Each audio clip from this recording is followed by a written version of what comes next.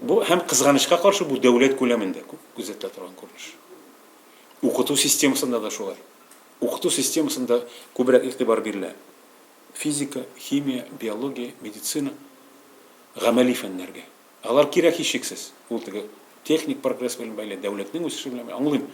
Ләкин бит кеше шундук теге реакция яки нәтиҗә бирми торган гуманитар фәннәргә дә бәйле булырга тиеш.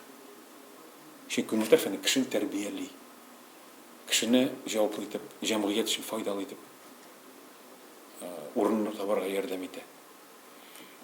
Кызганычка каршы, без бүгенге көн белән яшибез. Шуңа күрә менә безнең татарда да, гомумән Россиядә дә, тарихка да, мәдәниятка да, гуманитар өлешкә дә игътибар юк. Чөнки бүген үк эффект бирми.